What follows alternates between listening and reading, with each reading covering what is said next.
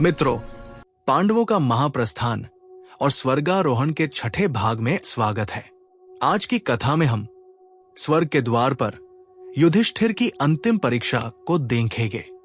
महाभारत के हर पर्व में एक गूढ़ रहस्य छिपा है, परंतु स्वर्गारोहण पर्व का ये प्रसंग सिर्फ कथा नहीं बल्कि आत्मा को झकझोर देने वाला सत्य है। ये कथा है धर्मराज युधिष्ठिर की, जो जीवन भर धर्म के मार्ग पर चले, सत्य और करुणा के प्रतीक बने, परंतु अंत समय में भी उन्हें देनी पड़ी एक अंतिम और सबसे कठिन परीक्षा। ये प्रसंग लिया गया है महाभारत खंड 6 स्वर्गारोहण पर्व अध्याय 3 से। तो आइए मित्रों, चलते हैं उस रहस्यमय क्षण में जब स्वर्ग के द्वार खुलने वाले थे, परंतु धर्मराज युधिष्ठिर को अब भी अपनी परीक्षा देनी बाकी थी। मित्रों, कुरुक्षेत्र का युद्ध समाप्त हो चुका था।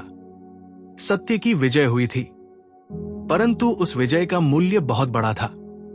भाई, पुत्र, मित्र, सब कुछ खोकर ही ये जीत मिली थी। समय बीता, राज्य का भार समाप्त हुआ और अब युधिष्ठिर अपने जीवन की अंतिम यात्रा पर निकल पड़े। स्वर्ग की ओर उनके साथ चल रहे थे धर्म, शांति और स्मृति। मार्ग कठिन था, परंतु युधिष्ठिर का हृदय अडिग था। वे चल रहे थे उस लोक की ओर जहां मनुष्य के कर्मों का अंतिम परिणाम प्रतीक्षा करता है। अचानक आकाश में दिव्य प्रकाश छा गया। स्वर्णिम बादलों से एक रथ उतरा। उसमें विराजमान थे स्वयं देवराज इंद्र। इंद्र ने मुस्कुराते हुए कहा, राजन, तुम्हारे सारे दुख अब समाप्त हुए। तुम्हारे तप, संयम और धर्म ने तुम्हें अमर लोक का अधिकारी बनाया है। आओ, मेरे रथ पर चढ़ो और स्वर्ग की ओर चलो। मित्रों, पर युधिष्ठिर के नेत्रों में संतोष नहीं था। वे बोले, हे देवराज, मेरे भ्राता भीम, अर्जुन, नकुल, सहदेव और मेरी पत्नी द्रौपदी कहाँ है? मैं अकेला स्वर्ग का सुख कैसे भोग सकता हूं? इंद्र ने कहा, राजन, वे सब अपने अपने कर्मफल के अनुसार स्थान प्राप्त कर चुके हैं। इतना सुनते ही युधिष्ठिर का मुख गंभीर हो गया। उन्होंने कहा, तो फिर मुझे भी वही स्थान चाहिए जहां वे हैं। इंद्र ने उन्हें रोकने का प्रयास किया, पर युधिष्ठिर ने दृढ़ स्वर में कहा, जहां मेरे प्रियजनों का निवास है वही मेरा स्वर्ग है। मित्रों, और तभी वह दृश्य प्रकट हुआ जिसने युधिष्ठिर के हृदय को कंपा दिया। आगे था नरक का लोक।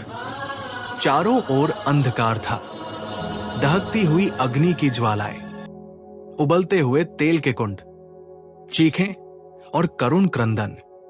वो दृश्य भयावह था और उन्हीं पीड़ित आत्माओं के बीच युधिष्ठिर ने देखा उनके अपने भ्राता और द्रौपदी भी कष्ट भोग रहे थे। युधिष्ठिर की आंखें नम हो गई। वे बोले, हे इंद्र, यदि यही उनका स्थान है तो मैं भी यही रहूंगा। मैं अकेला स्वर्ग का सुख नहीं चाहता। मेरे लिए धर्म वही है जो अपने प्रियजनों के साथ चलना सिखाए। इंद्र ने समझाया, राजन, ये नरक तुम्हारे योग्य नहीं। पर युधिष्ठिर ने कहा, धर्म का अर्थ केवल सुख भोगना नहीं बल्कि दूसरों के दुख में सहभागी होना भी है। मित्रों, इतना कहते ही पूरा आकाश कंपित हो उठा। भयंकर ध्वनियां शांत हो गई और वो नर्कलोक पल भर में रूपांतरित हो गया। स्वर्णिम प्रकाश, सुगंधित वायु और पुष्प वर्षा से भरा दिव्यलोक। इंद्र ने मुस्कुराकर कहा, राजन, ये सब माया थी, तुम्हारी अंतिम परीक्षा। जिस प्रकार तुमने जीवन में सत्य का त्याग नहीं किया, वैसे ही करुणा और धर्म का भी त्याग नहीं किया। इसलिए अब तुम्हारे समस्त पाप क्षीण हो गए हैं। देवराज इंद्र जब इस प्रकार कह रहे थे, उसी समय शरीर धारण करके आए हुए स्वयं धर्मदेव उन्होंने कहा, पुत्र युधिष्ठिर, साक्षात तुम्हारे धर्म विषयक अनुराग, सत्य भाषण, क्षमा और इंद्रिय संयम आदि गुणों से मैं बहुत प्रसन्न हूं।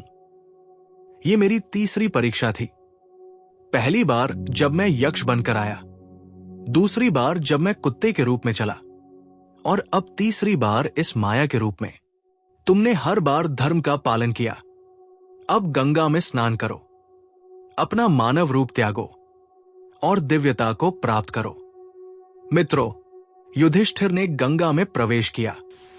जैसे ही उन्होंने स्नान किया, उनका शरीर दिव्य तेज से आलोकित हो उठा। उनकी देह से प्रकाश निकलने लगा। वे अब मनुष्य नहीं रहे, वे देवत्व को प्राप्त कर चुके थे। तभी स्वर्ग के द्वार खुल गए। देवगण पुष्पवर्षा करने लगे। वहां उनके समस्त भ्राता, द्रौपदी और वीर आत्माएं खड़ी थी। सभी शुद्ध, प्रसन्न और तेजस्वी। युधिष्ठिर ने उन्हें देखा और उनके नेत्रों से आंसू बह निकले, पर वे आंसू आनंद के थे। मित्रों, यही था धर्मराज युधिष्ठिर का अंतिम आरोहण, जहां मनुष्यत्व देवत्व में बदल गया और जहां धर्म ने प्रेम का रूप धारण किया। मित्रों, युधिष्ठिर की ये कथा केवल स्वर्गारोहण की नहीं, बल्कि जीवन की सबसे बड़ी सीख है। धर्म केवल नियम नहीं, वो करुणा, प्रेम और त्याग का दूसरा नाम है। जो दूसरों के लिए जीता है, वही सच्चा धर्मात्मा है। युधिष्ठिर ने हमें सिखाया कि सत्य कभी हारता नहीं, वो केवल परीक्षा लेता है।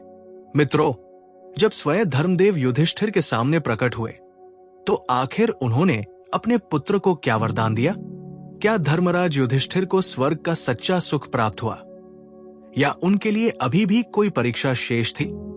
और वो कौन सा रहस्य था जिसे जानकर युधिष्ठिर स्वयं भी स्तब्ध रह गए? क्या स्वर्गारोहण का ये मार्ग केवल युधिष्ठिर तक सीमित था, या ये समस्त मानवता के लिए कोई गुप्त संदेश छिपाए हुए था? जानने के लिए बने रहिए हमारे अगले भाग में, स्वर्गारोहण का रहस्य भाग 7, जहां उजागर होगा सत्य और धर्म के संगम का परम रहस्य। तो आइए मित्रों, हम भी अपने जीवन में धर्म, सत्य और करुणा का दीप जलाएं। जय हिंद, जय श्री राम।